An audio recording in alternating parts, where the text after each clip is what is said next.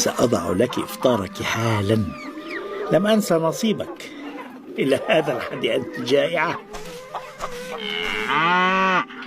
تفضلي، الطعام أمامك، ماذا تنتظرين؟ أنت تريدين استكمال قصة البقرة.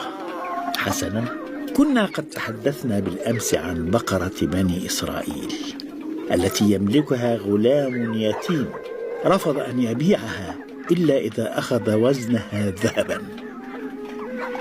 وفي قبيلة أخرى قتل شاب فاسد عمه ليرثه ويتزوج ابنته، ويستغل الخلافات الموجودة بين قبائل بني إسرائيل فيلحق التهمة بغيره.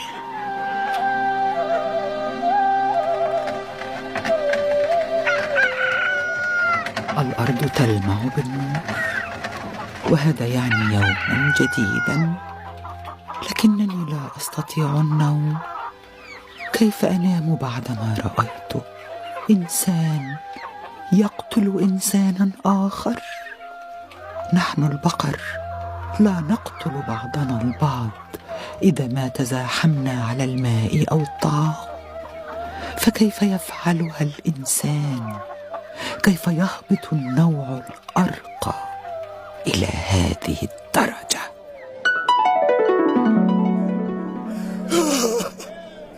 اشهدي أيتها السماء أنني لن أسكت على مقتل عمي، ولن أدع المجرم يفلت بفعلته، فورب موسى وهارون لأنتقمن من هذا السبط كله. اهدأ يا حجر. كان أبي رحمه الله يدعو للإصلاح بين الأسباط ويرفض تعميق الخلافات بينهم. وما النتيجة؟ قتلوه، فهل نسكت؟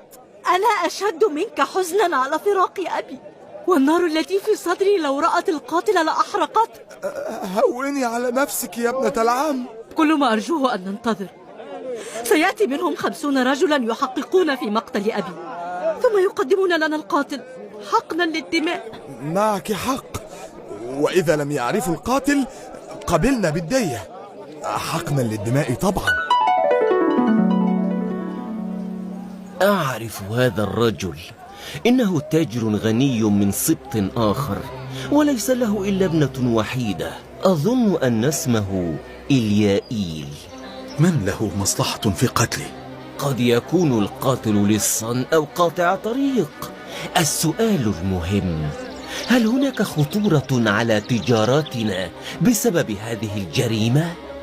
بالتأكيد، قد تنقطع حركة التجارة تماما وتشتعل الفتنة بين القبيلتين. ما العمل يا كبير السبط؟ نذهب لسيدنا موسى ونرجوه أن يسأل ربه حل هذه القضية.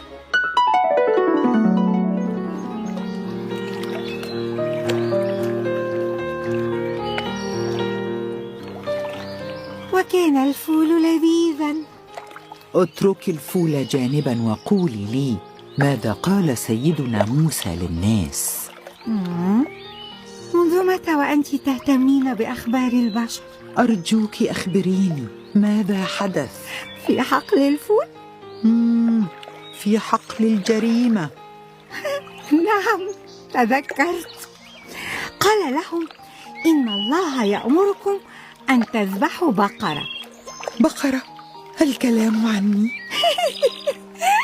لا توجد بقرة غيرك. هناك آلاف الأبقار في الدنيا، قد تكونين أنت أو أنا أو أي بقرة أخرى. المهم، هل قاموا بذبح البقرة؟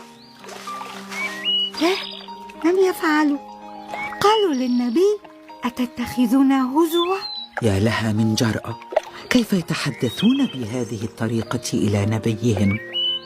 وبماذا أجابهم؟ قال أعوذ بالله أن أكون من الجاهلين. ما أعظم أدبه ورقي حديثه، ليتهم يتعلمون منه شيئا. ثم ماذا؟ هذا كل ما حدث.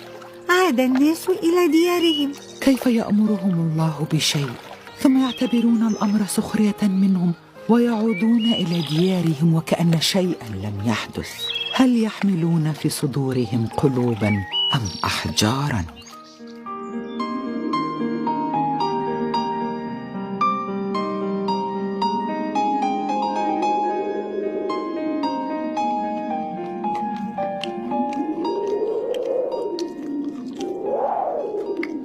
ماذا سنفعل؟ إن رجال قبيلة إليائيل سيهجمون علينا، وستكون حرب مدمرة. نذهب إلى سيدنا موسى ونسأله عن نوع البقرة وصفاتها. لقد قال بقرة. أي بقرة؟ فلماذا نشق على أنفسنا؟ هذا لكسب الوقت. ربما تحل القضية دون أن نغرم أنفسنا ذبح بقرة.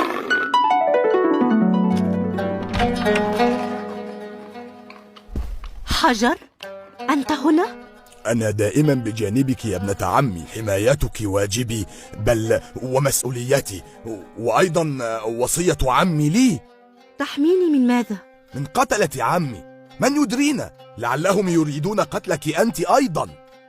في الحقيقة لم أكن أتصور أنك ستقف هذا الموقف الجاد بعد وفاة أبي. هذا أقل واجب، ولكن هناك مشكلة صغيرة جدا. ما هي؟ إن قربي منك لحمايتك ربما يثير الأقاويل، والأفضل أن نتزوج. نتزوج في هذه الظروف؟ نتشارك معا في الحزن والفرح. لن تجدي من يواسيك ويرعى أموالك مثلي.